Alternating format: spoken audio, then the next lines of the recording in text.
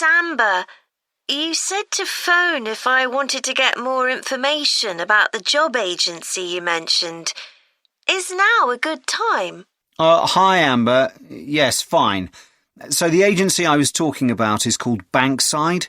They're based in Docklands. I can tell you the address now, 497 East Side. OK, thanks.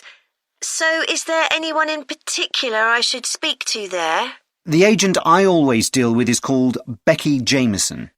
Let me write that down. Becky... Jameson. Jameson.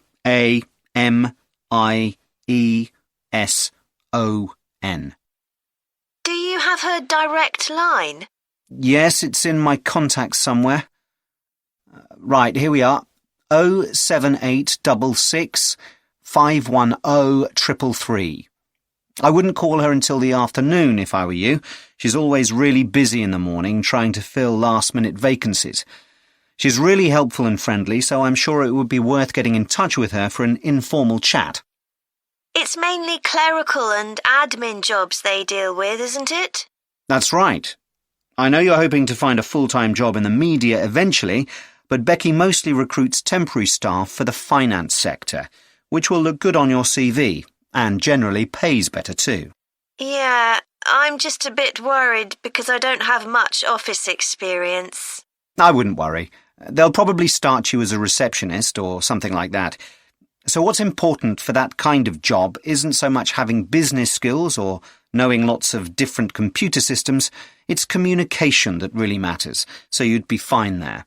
And you'll pick up office skills really quickly on the job. It's not that complicated. OK, good. So how long do people generally need temporary staff for? It would be great if I could get something lasting at least a month. That shouldn't be too difficult. But you're more likely to be offered something for a week at first, which might get extended. It's unusual to be sent somewhere for just a day or two.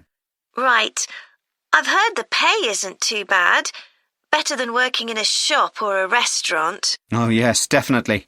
The hourly rate is about £10, $11 if you're lucky. That's pretty good. I was only expecting to get £8 or £9 an hour. Do you want me to tell you anything about the registration process? Yes, please. I know you have to have an interview.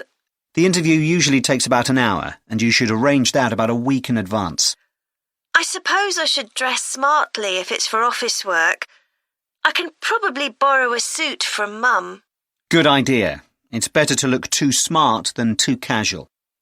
Will I need to bring copies of my exam certificates or anything like that? No, they don't need to see those, I don't think. What about my passport? Oh, yes, they will ask to see that. OK. I wouldn't get stressed about the interview, though. It's just a chance for them to build a relationship with you, so they can try and match you to a job which you'll like. So there are questions about personality that they always ask candidates, fairly basic ones, and they probably won't ask anything too difficult, like what your plans are for the future. Hope not. Anyway, there are lots of benefits to using an agency. For example, the interview will be useful because they'll give you feedback on your performance so you can improve next time. And they'll have access to jobs which aren't advertised. Exactly. Most temporary jobs aren't advertised. And I expect finding a temporary job this way takes a lot less time. It's much easier than ringing up individual companies. Yes, indeed. Well, I think I've covered everything.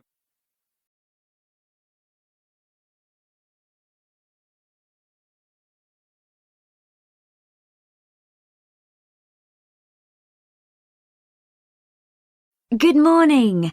My name's Erica Matthews, and I'm the owner of Matthews Island Holidays, a company set up by my parents.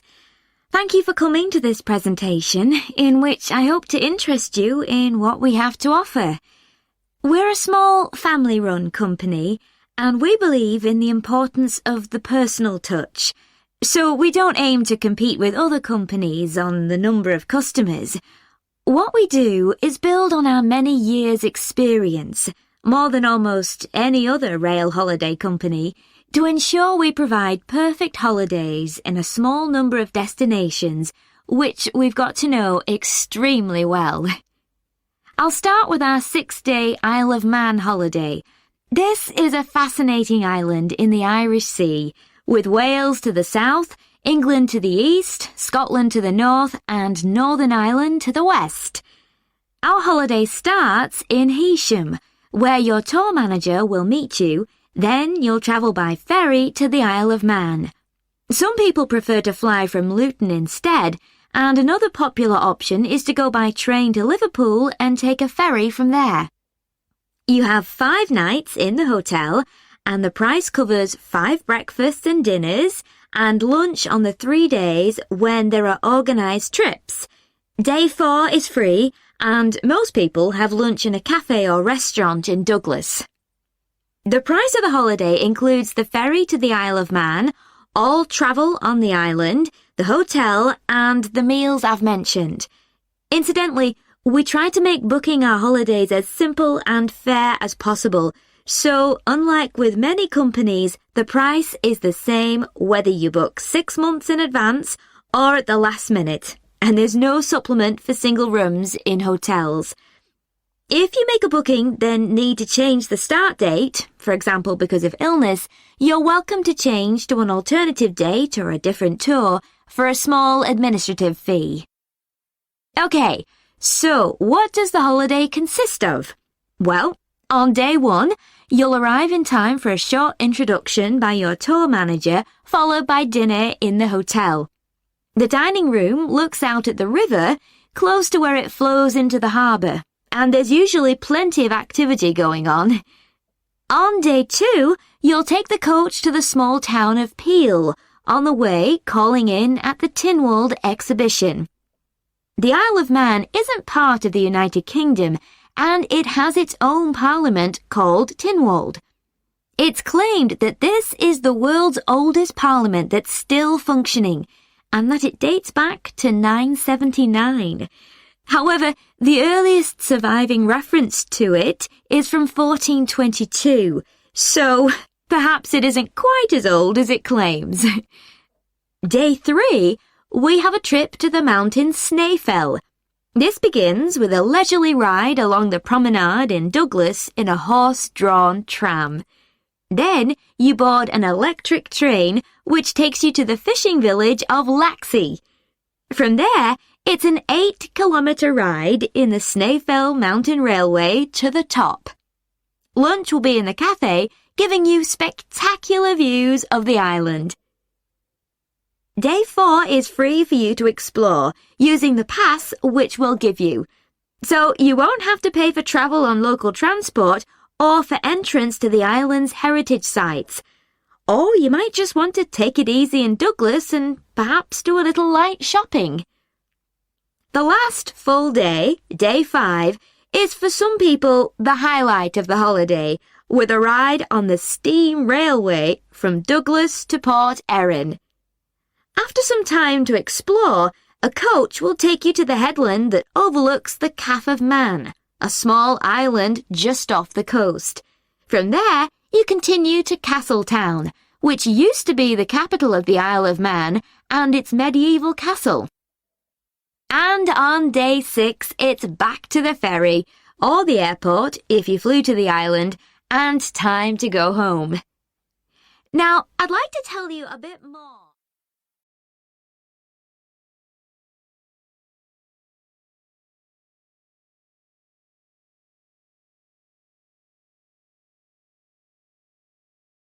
Ed, how are you getting on with the reading for our presentation next week? Well, okay, Ruth, but there's so much of it. I know. I hadn't realised birth order was such a popular area of research. But the stuff on birth order and personality is mostly unreliable. From what I've been reading, a lot of the claims about how your position in the family determines certain personality traits are just stereotypes, with no robust evidence to support them. OK, but that's an interesting point. We could start by outlining what previous research has shown. There are studies going back over 100 years. Yeah, so we could just run through some of the typical traits. Like the consensus seems to be that oldest children are generally less well-adjusted because they never get over the arrival of a younger sibling. Right, but on a positive note, Some studies claim that they were thought to be good at nurturing. Certainly in the past, when people had large families, they would have been expected to look after the younger ones. There isn't such a clear picture for middle children, but one trait that a lot of the studies mention is that they are easier to get on with than older or younger siblings. Generally eager to please and helpful, although that's certainly not accurate as far as my family goes. My middle brother was a nightmare, always causing fights and envious of whatever I had. As I said, none of this seems to relate to my own experience. I'm the youngest in my family, and I don't recognise myself in any of the studies I've read about. I'm supposed to have been a sociable and confident child who made friends easily, but I was actually terribly shy. Really? That's funny. There have been hundreds of studies on twins, but mostly about nurture versus nature. There was one on personality which said that a twin is likely to be quite shy in social situations because they always have their twin around to depend on for support. My cousins were like that when they were small. They were only interested in each other and found it hard to engage with other kids. They're fine now, though. Only children have had a really bad press. A lot of studies have branded them as loners who think the world revolves around them because they've never had to fight for their parents' attention. That does seem a bit harsh. One category I hadn't considered before was children with much older siblings. A couple of studies mentioned that these children grow up more quickly and are expected to do basic things for themselves, like getting dressed. I can see how that might be true, although I expect they're sometimes the exact opposite, playing the baby role and clamouring for special treatment. What was the problem with most of these studies, do you think? I think it was because, in a lot of cases, data was collected from only one sibling per family, who rated him or herself and his or her siblings at the same time.